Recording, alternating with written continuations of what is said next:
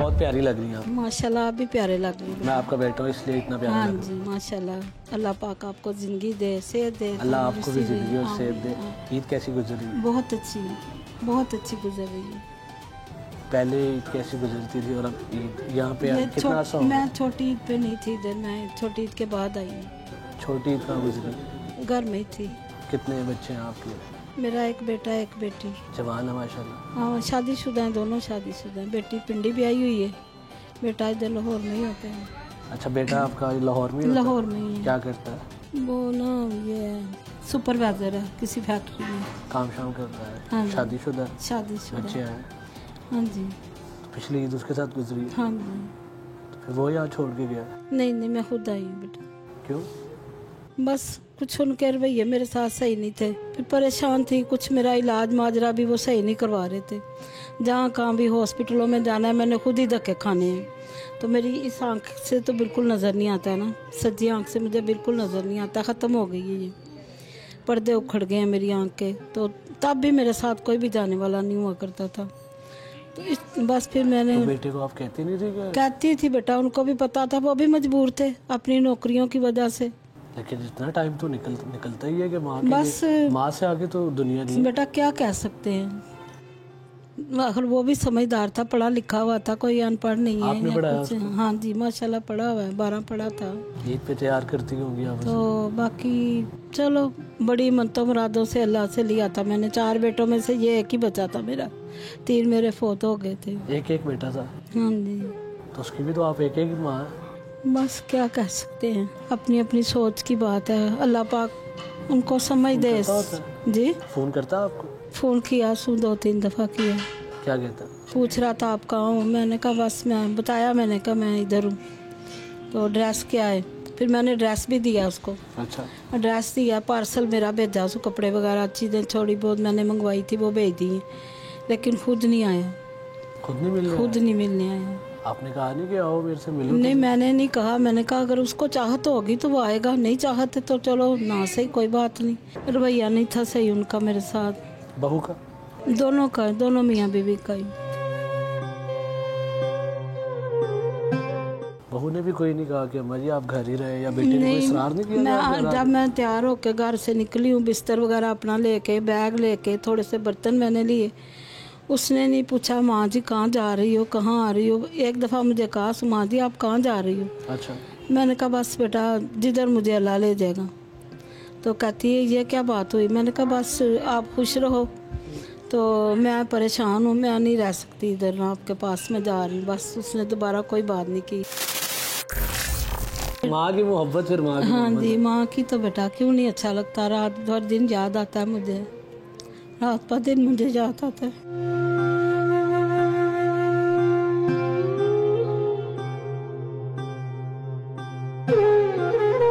मैं भी तो आपका बेटा हूँ।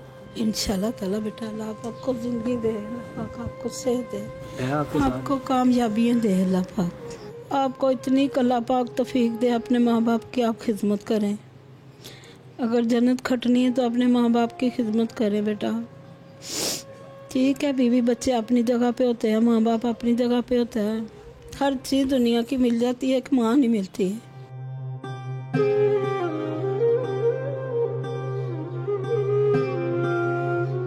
अब यही रहेंगी, बेटे के पास नहीं जाएंगी अब? नहीं, मैं नहीं जाऊंगी बेटा, नहीं जाऊंगी।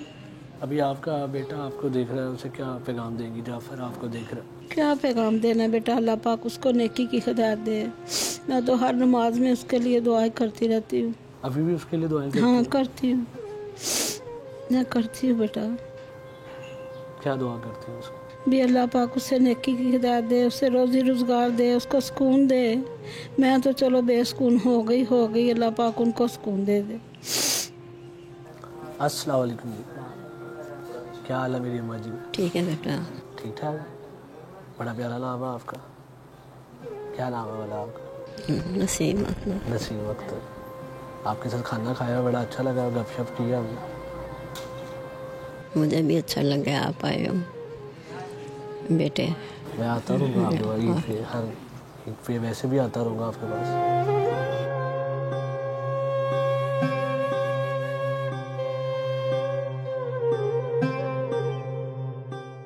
मेरे 5 बच्चे हैं, 3 बेटे 2 बेटी। बेटा ने को काट दिया। 8 साल हुआ मैं सड़कों पर रही रही, थरियां ते सोंदी रही, गर्मियां सर्दियां बाहर ही रही रही। मुझे किसी ने नहीं पूछा कि माँ साड़ी कितने मर गई है जींदी है।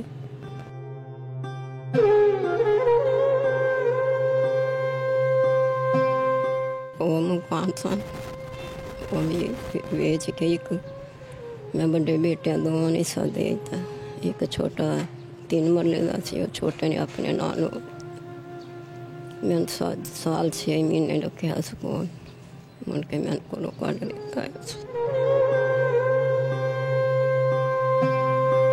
कदी किधर लोगों के गल टकानी सा मैं माँ बना के अपने घर ले जाओ, नौकरानी बना के ले जाओ, मैं टटा काम कराई कोई नहीं सी माँ। ये सारी रात इस तरह बैठी रहनी सा, अपनी इज्जत महफूज अल्लाह ने कहनी सा इज्जत महफूज रखी मेरे मौला, मेरी इज्जत नू ना कोई आँच आए। 25 साल हो गए मेरे फौत हुए।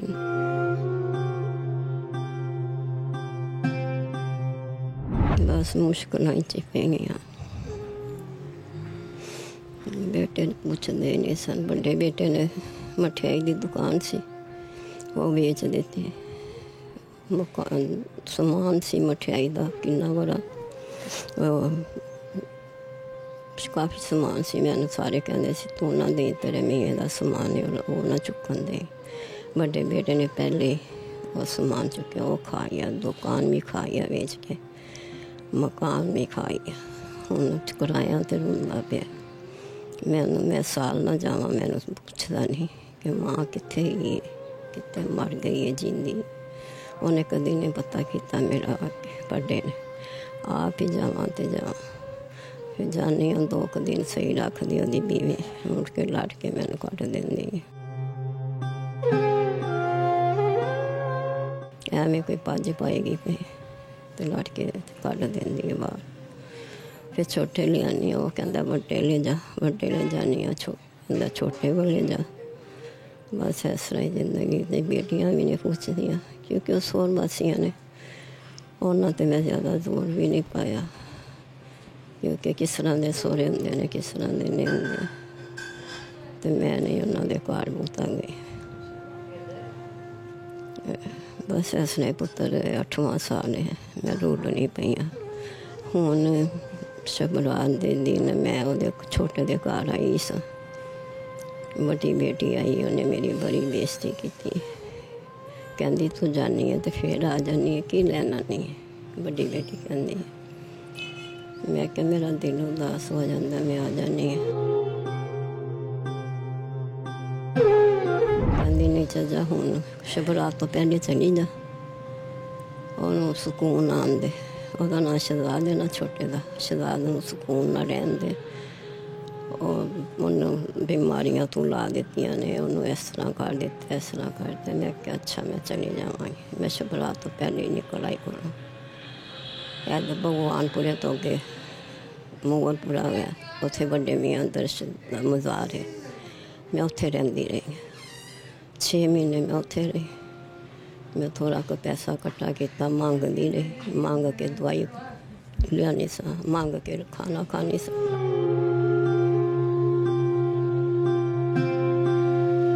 मांग के किसी को 100 रुपया देना, तरले करने किसी बुढ़ी दे तो घर मैनू ना नुआ दो, मैनू गर्मी लगती पई है, मेरे कपड़े धो दो, 100 रुपया उन्होंने देना। फिर उन्होंने मेरा काम करना। थलियां ते सो जानी सा, नींद तो आती नहीं सी पुत्र, बैठ के रात गुजारनी सा। कोल कुत्ते बड़े भौंकते सन, तो बस इस तरह अपना आप लपेट के ते बैठी रहनी सा, ना दिन नूं सोना ना रात नूं सोना।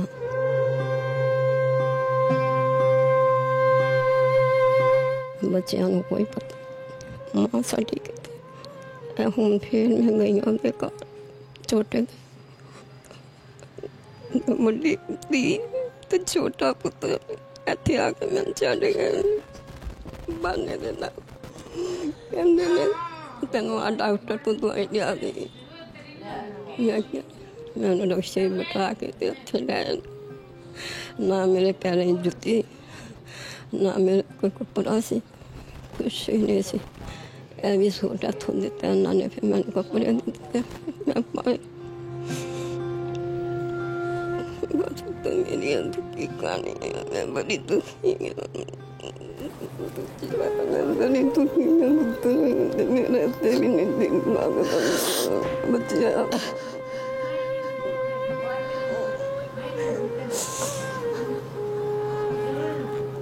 मैं लोगों को कहनी सा मैंने किराए ते कोई कमरा लै दे मैं उत्थे रह लवां। पुत्तरा ने भी कहा जे तुसीं नहीं रखना तो मैंने किराए ते कमरा लै के रख दिओ। कहते ने नहीं लभदा सानू कमरा आपे लभना। कितने बेटे ने तुहाडे? 3 बेटे। जिन्हां नूं शर्म नहीं आई? एक कश्मीर हुंदा है वो दर्जियां दा वर्क उत्थे काम करदा। मैं भी तुहाडा बेटा जिउंदा रहो अल्लाह तेरी जिंदगी। मैं हाँ तुहाडे कोल तुसीं जदों कहोगे मैं तुहाडे कोल तुहाडे कदमां ते जन्नत है। उन्हां नूं नहीं पता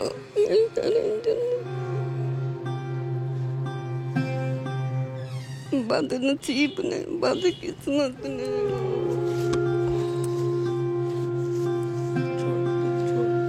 जितने भी मेरे भाई देख रहे हैं अगर मेरे इस माँ के बच्चों तक उनका पैगाम पहुँचा सकते हैं। मैं भी इनका एक बेटा हूँ मैं इनके साथ हूँ। लेकिन अगर मलिक पार के ये जो रिहायशी मेरे भाई हैं शहजाद है शकील है तो इनसे मेरी दिल से दरख्वास्त है मेरी मैं उन्हें बहुत पुरजोर उनसे दरख्वास्त कर रहा हूँ कि मेरी इस माँ का एक बार आके हाल पूछ ले। मेरी माँ का आके एक बार तबीयत दरियाफ्त कर ले। मेरी माँ की आके थोड़ी सी खिदमत कर ले और अपनी दुनिया और आखिरत संवार ले। अभी भी उनके पास एक मौका है। माँ की मोहब्बत फिर माँ की हाँ जी माँ की तो बेटा क्यों नहीं अच्छा लगता। रात पर दिन मुझे याद आता है। मेरे 5 बच्चे 3 बेटे 2 बेटी। मैं सड़कों ते रहिंदी रही थल्ले ते सोंदी रही। मुझे किसी ने पूछा कि माँ साडी कित्थे है मर गई है जींदी है।